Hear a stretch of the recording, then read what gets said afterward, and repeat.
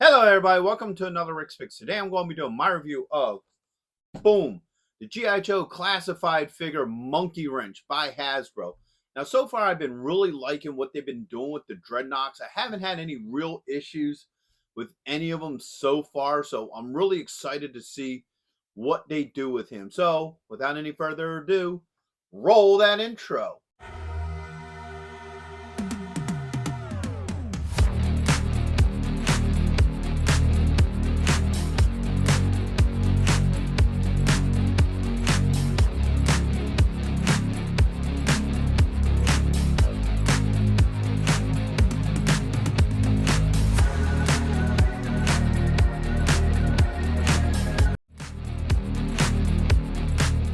So here he is out of packaging. He has pretty much your standard G.I. Joe classified packaging. So you got Cobra up in the corner, Dreadnok Monkeywrench. Then you got this nice open window where you can see him, all his accessories.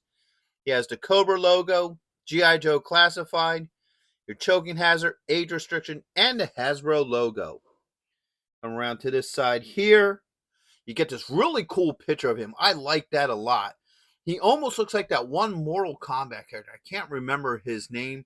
The bounty hunter guy. If somebody knows in the comments, go ahead and leave his name. But he definitely looks like that guy a lot in this picture. You got the G.I. Joe classified logo here. His number. All right, you bring him around this way. You get a picture of the figure. You can see the Cold Slither logo behind him. It shows his grenades, his mask, and you got some legal under that.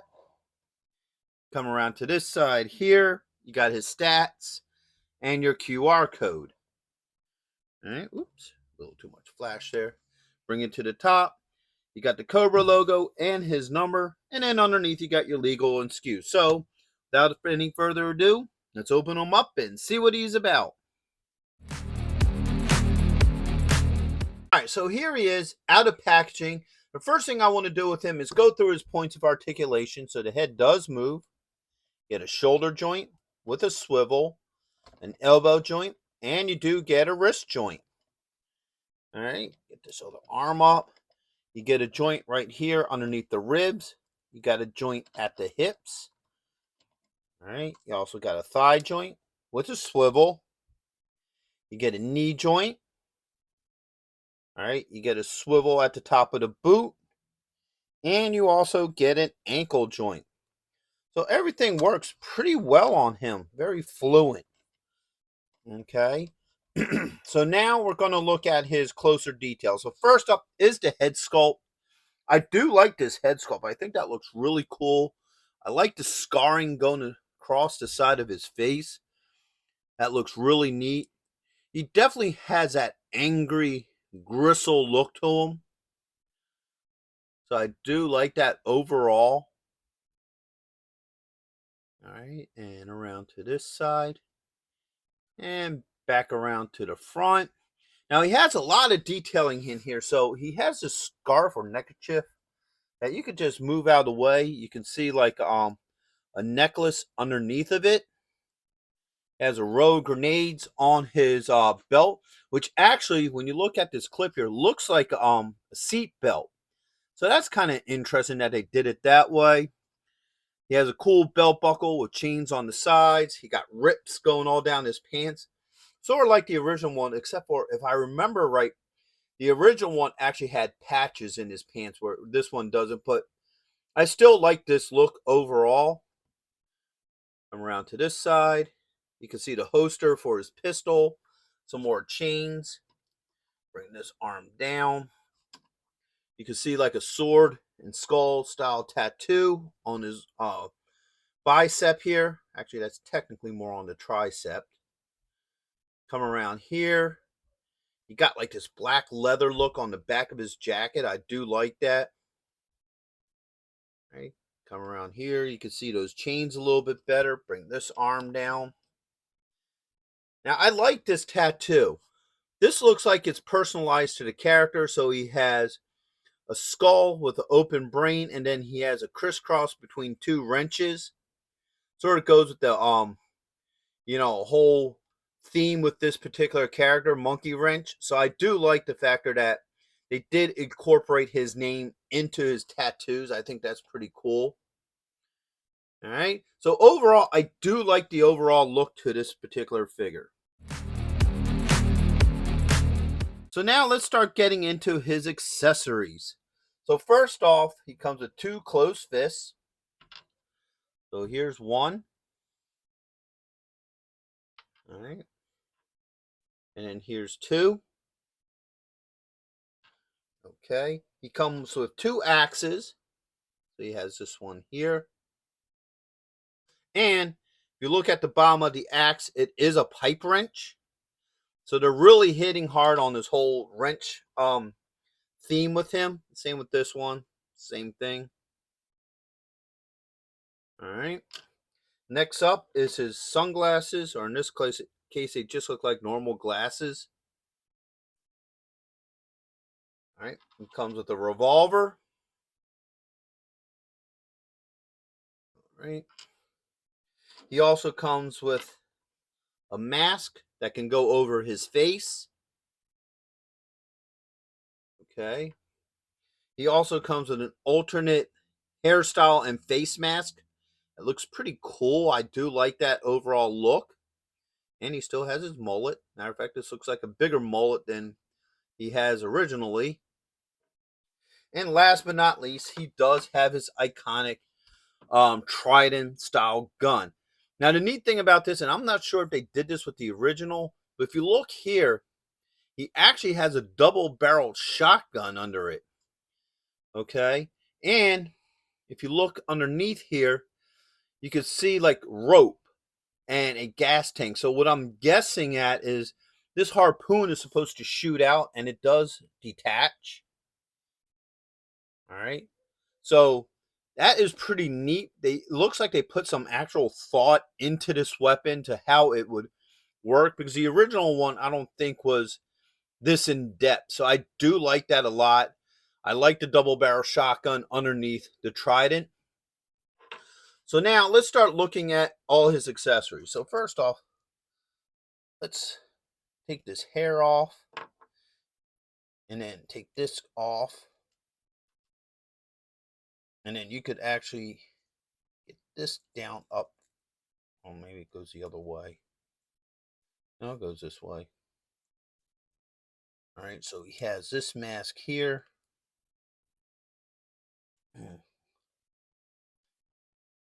Just got to work it on down. Eventually. All right. I'm trying to do this without actually taking the head off. It might be a little bit easier to take the head off. Sometimes taking heads off of these figures ain't the easiest thing in the world. So there you go. If you want that bandana around his face, you could do it just like that with no issues. All right, so I kind of do like that. That's a pretty neat look. Let's do the axes next.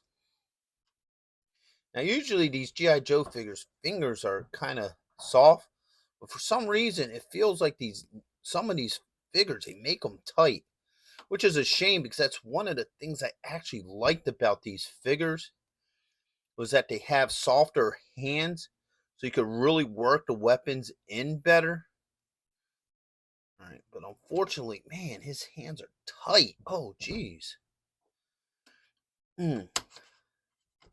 There's like no play in these hands whatsoever.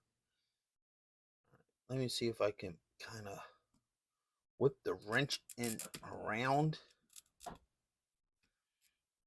really work this hand. All right, there we go. All right. So yeah, his hands are very stiff. All right, let me get this arm into place. Let's try to get this other one in. So what I'm doing is, I don't know how well you can see it.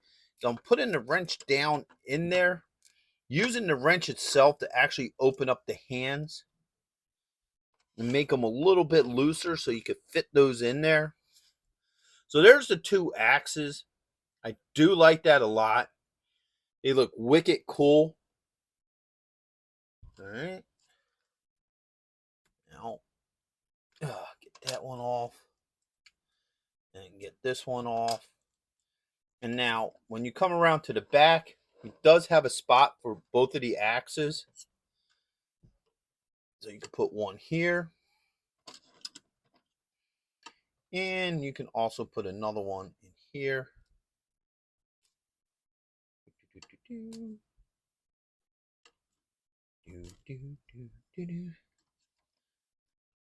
Stand. So they both fit very nicely on his back.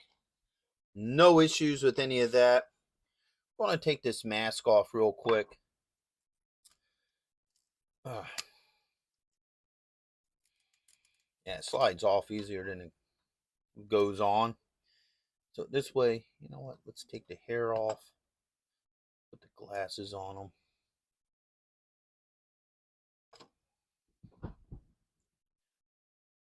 All right. There we go. So now you have his iconic look with the glasses. I do like that overall. All right. I think he looks really good with the glasses on. All right. Next, we're going to do his pistol.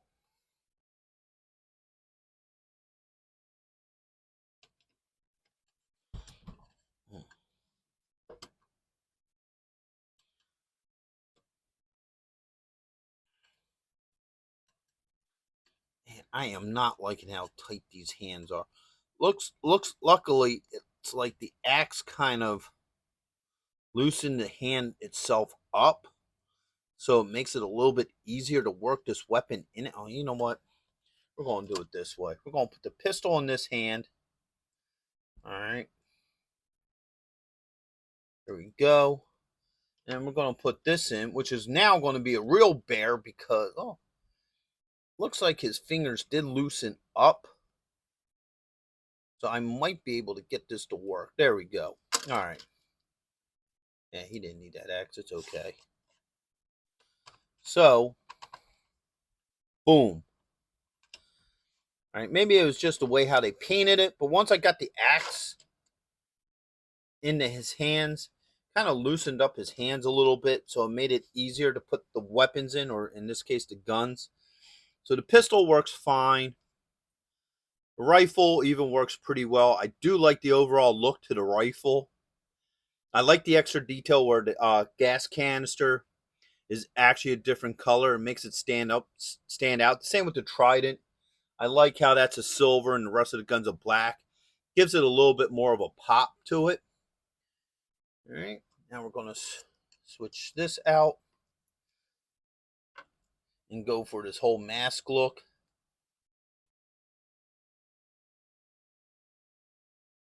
All right. There you go.